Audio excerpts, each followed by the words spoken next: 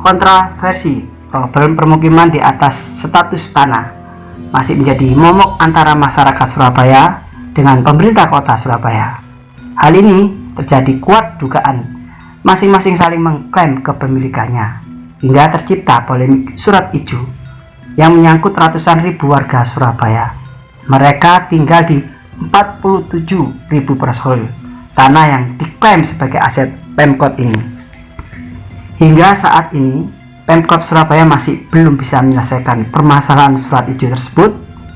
Kepemilikan tanah surat ijo permukiman sebagian warga kota di atas tanah negara. Usaha Ikutan Warta Jatim. Saat ini kita berada di kota Pahlawan, tepatnya kota Surabaya. Pada saat ini pula menindaklanjuti dari humas aduan masyarakat terkait banyaknya kasus-kasus mafia tanah di wilayah Pemkot Kota Surabaya dan sekitarnya. Dan terkhusus lagi terkait dengan adanya penerbitan surat ijo yang mendasari pada agendum di era kolonial. Untuk itu kita akan coba gali lebih dalam dan kita kupas tuntas, kita investigasi mencari narasumber seperti apa sih sebenarnya duduk perkara ini. Kebetulan pada pagi ini berada di sisi saya salah satu narasumber mewakili masyarakat Surabaya, juga salah satu sumber yang mewakili terkait dengan adanya surat ijo yang beliau yang menjadi salah satu lembaga di wilayah kota Surabaya. Kita akan coba sedikit ulas seperti apa sih adanya terbit sebuah surat ijo dari versi masyarakat ini, dan seperti apa pula masyarakat yang mempunyai tanah yang dari bertahun-tahun dari zaman kolonial hingga terbit hal tersebut. Selamat pagi Pak. Pagi Mas. Pak, mohon izin bisa disebutkan dengan Bapak siapa dan sebagai apa di sini Pak? Monggo. Kebetulan nama saya pertama-tama nama saya Purwo Martono. Bisa diulas dari adanya ini kan yang lagi marak Pak di wilayah Surabaya itu adanya muncul surat ijo.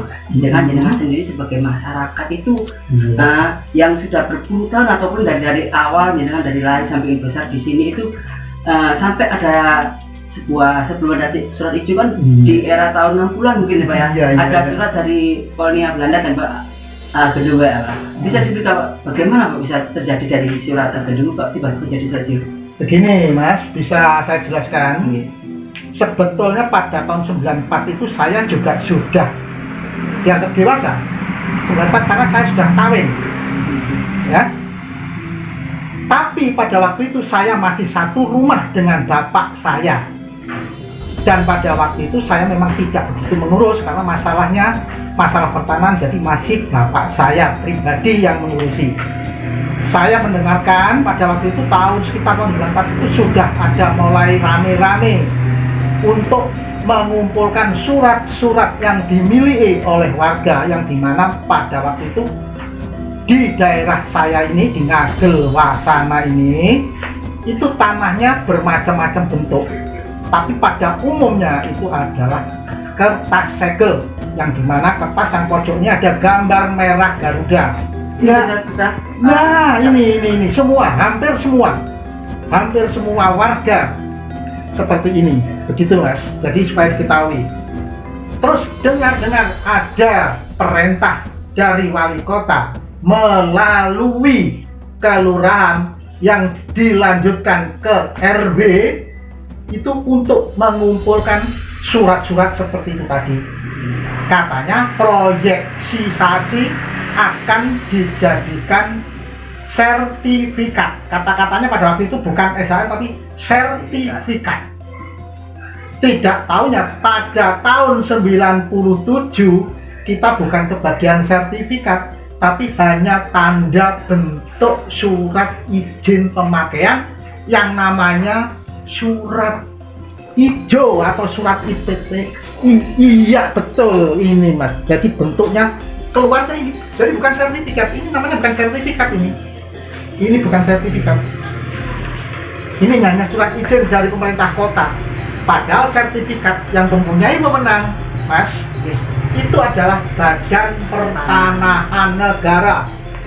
Sampai pemerintah kota atau wali kota mengeluarkan seperti ini, itu walaupun saya bukan orang hukum, tapi saya juga sedikit mengerti ini sudah pembohongan dari janji-janji yang telah disampaikan oleh pemerintah kota Surabaya. Begitu Mas, mungkin yang saya bisa terangkan. Berarti ini secara nggak langsung pada saat di era tahun 90-an itu jenengan juga diberikan surat pernyataan seperti ini Pak ya?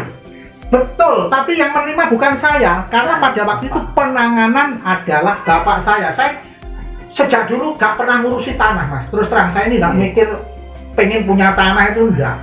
Tapi bapak saya, karena bapak saya juga masih memelihara anak-anaknya termasuk saya, jadi saya hanya mendengarkan.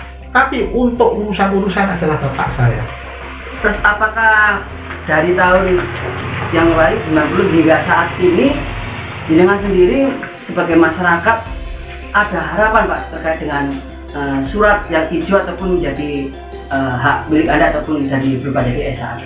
Jelas Mas, karena saya mengetahui setelah saya begitu bapak saya tidak ada, saya ingin mempelajari tanah yang ditempati bapak saya dan saya ikut numpang di rumah bapak saya itu. Sebetulnya tanah itu sejarahnya tanah apa?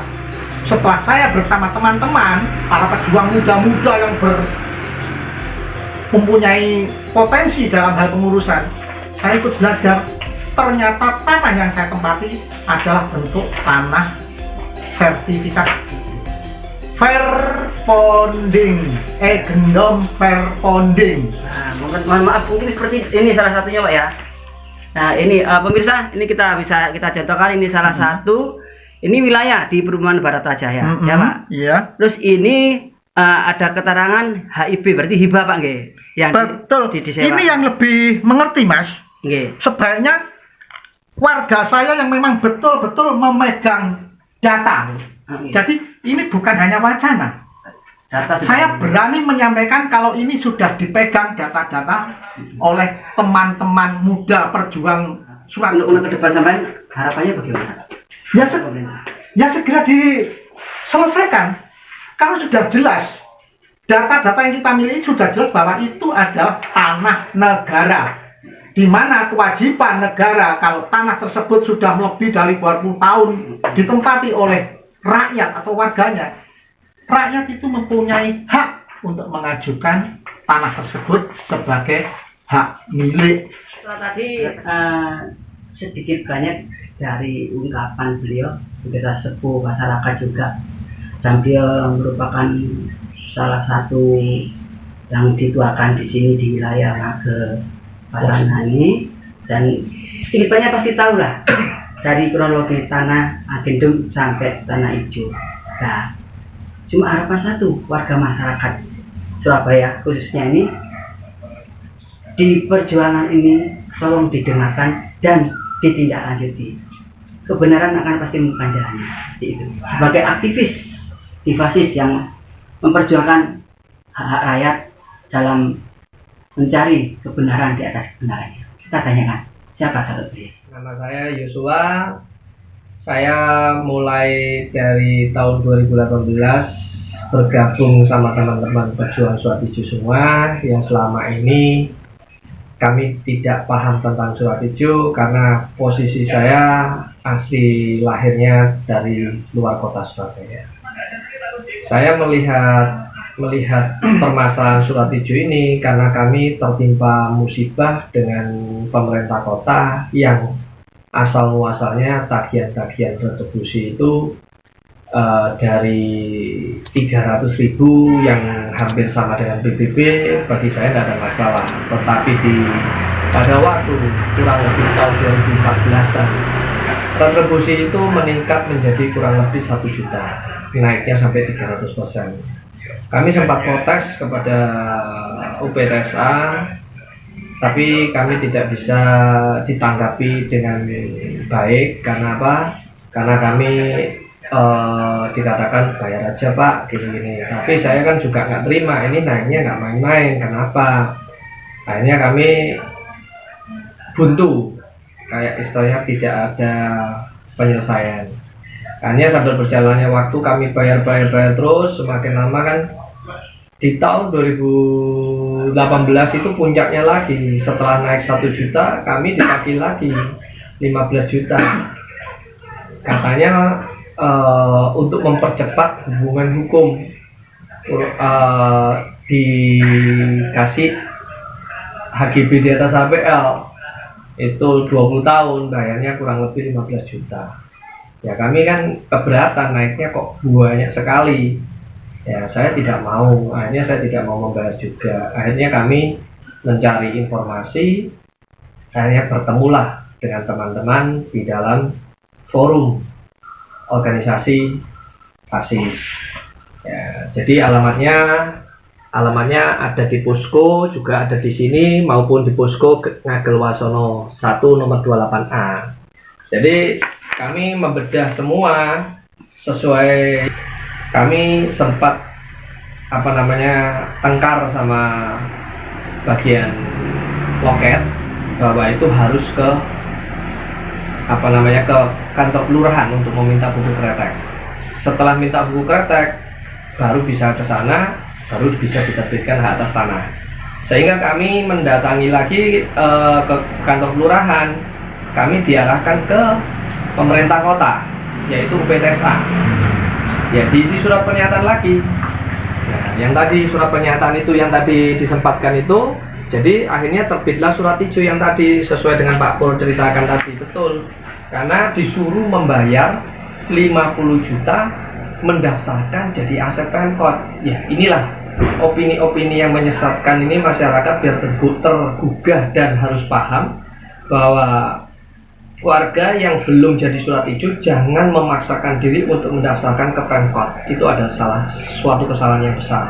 Yang benar mendaftarkan hak atas tanah itu harusnya ke BPN, jangan ke Pemkot. Karena kalau ke Pemkot salah kamar, karena urusan tanah ke BPN. Intinya itu aja sih. Karena dari itu akan terbit suatu hak atas tanah. Dan seringkali Pemkot itu menggiring bahwa itu adalah aset pemerintah kota. Nah, asetnya pemerintah kota itu dikatakan dapat dari mana? Yaitu tadi sudah dikatakan hibah. Nah, sekarang logika kami sudah bertanya bahwa kalau memang itu aset pemerintah kota, apakah kami tidak boleh mendaftarkan hak atas tanah? Sempat kami tanyakan ke BPN. Kalau memang tidak boleh, kami minta surat tertulis dari BPN bahwa warga tidak boleh mendaftarkan hak atas tanah. Mumpung sekarang Menteri Pak AHY biar tahu ungkapan keluhan atas masyarakat ini yang mau mendaftarkan hak atas tanah, puluhan tahun kami tidak diperbolehkan sampai sekarang. Karena kami selalu sama Satpam dilarang masuk, dilarang apapun, sehingga kami sangat susah untuk mendapatkan suatu pelayanan pendaftaran hak atas tanah. Jadi intinya, singkat ceritanya itu sebenarnya kami ini permasalahannya mendaftarkan hak atas tanah. Toh Pemkot katanya punya HPL. Nah, HPL-nya itu diterapkan sesuai diktum-diktum SK HPL 97. Kalau memang tidak bisa memenuhi SK 97 diktum-diktumnya, ya tolong dikeluarkan warga ini. Karena warga menempati sejak sebelum terbitnya SK HPL 1997. Itu aja sih, karena kronologi kami sudah punya data-data.